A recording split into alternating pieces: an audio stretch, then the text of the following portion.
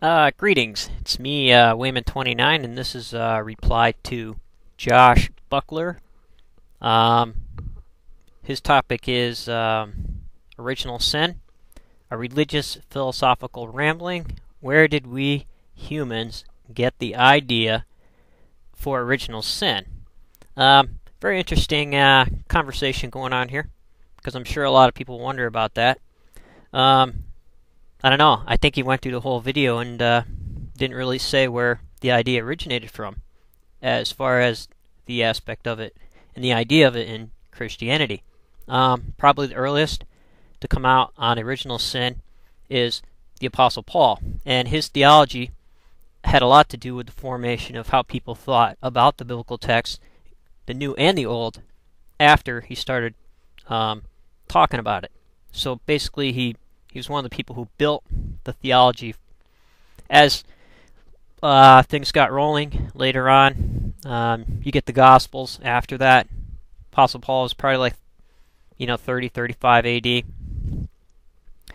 And then I think, either James or Mark was next, and then Matthew and Luke, and then later John. Then you get into the after 100 AD. All the other early church fathers started composing and deciding how it would be laid down.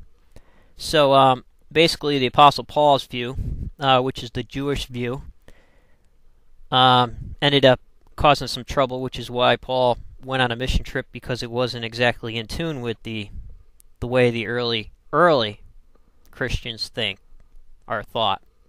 So a lot of people feel maybe he was had some influence of Gnosticism, which some of the ways he talks, and if you read a lot of the Gnostic texts, you could see where they would draw that kind of conclusion. So his view of original sin in the Garden of Eden and the whole deal is basically a misinterpretation of what the text was meant for. There's two forms. The Eloistic interpretation of the Genesis story, which came second, the creation, which is more of Yahweh testing things out, whereas the first story is Elohim, which is a little bit later, probably during the end of the Davidic kingdom, written down, maybe early Solomon era was put in, which is more structured, and you can definitely tell that the idea of it was pretty well sunk in by the time the first chapter of Genesis was written. However, the second is pretty raw. So there we have. I have no idea where they got the idea of original sin out of the garden.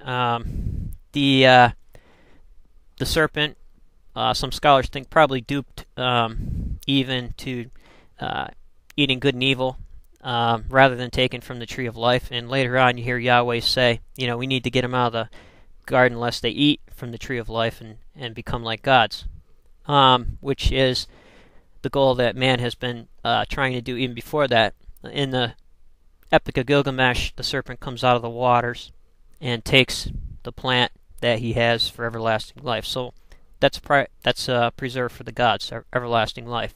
However, you can be 1/3 man, 1/3 God, 2/3 God, 1/3 man, as Gilgamesh. You can roam the earth, conquer all these things, which is one reason why the Heavenly Council decided to have the flood and to flood them out. So you kind of get the Epic of Gilgamesh intermixed with the biblical texts, and it kind of gives you a better overall view, because these ideas are not at all new.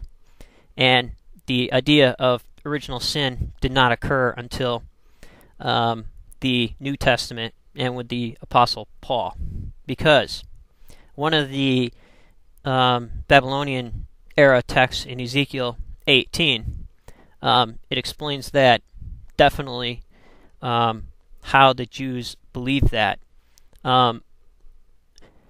There was probably a saying that, God's going to punish to the third and fourth generation. But in Ezekiel 18, 4, he makes it clear that sin is not passed on 18:4 says this is an NRSV.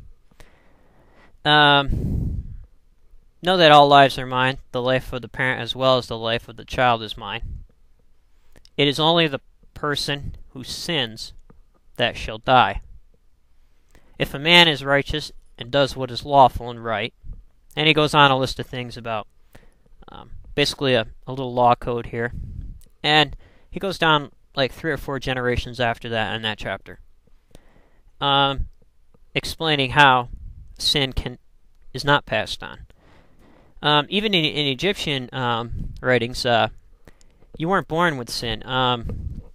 When you got to the gates of heaven and you pass through these certain stages, and your heart is put on the scale, the weights in the story of the afterlife in Egyptian religion, and you had the 40 confessions of Matt, which you said, I have not done this, I have not done that, which makes you take responsibility instead of saying, like in the Christian terminology, I have done this, I have done that. The gods don't care what you've done for them. They want to know about what you didn't do. And it kind of makes people take more responsibility.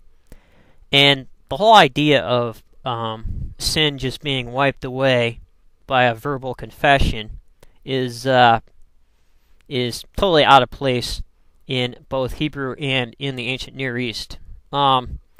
They pray for forgiveness for things that they've already done, not stuff that they've carried over. Probably a good example of this is a prayer of lamentation to Ishtar, which is pretty old. It's old, about the same, maybe a little bit older than the biblical text. It talks about the goddess being angry, and you hear some language like the Psalms. How long, O my lady, wilt thou be angered, so that thy face is turned away? How long, O my lady, wilt thou be infuriated, so that thy spirit is enraged? Turn thy neck, which thou hast set against me, set thy face towards good favor, like the water of the opening up of the canal. Let thy emotions be released. So there you got kind of language like Job. And Job, says bad things happen to good people too. And there's no reason for it. The first text of Job was added on later, as well as the last text of Job. In real life, you don't get everything back.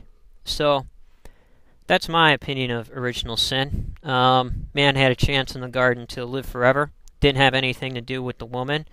God just seen that the man, or the mythology went as the man, he couldn't mate with the animals, so the rib, or the Hebrew word for that, could also mean side. And in both Hindu and ancient Near Eastern texts, the God would split both people from the side, made another human in the likeness, so flesh of flesh, blah blah blah. So the woman didn't really have nothing to do with that. Even though she did give it to the man to eat, he would have been tricked, because man does not live forever, and in all mythology he can't, only if he's granted by the council of the gods, like Enoch and Utnapishtim, which survived the flood in Gilgamesh, and Elijah, and some of those heroes who ended up being taken to the council of the gods. So that's just my little spiel, and hopefully you enjoyed it. Okay, take care.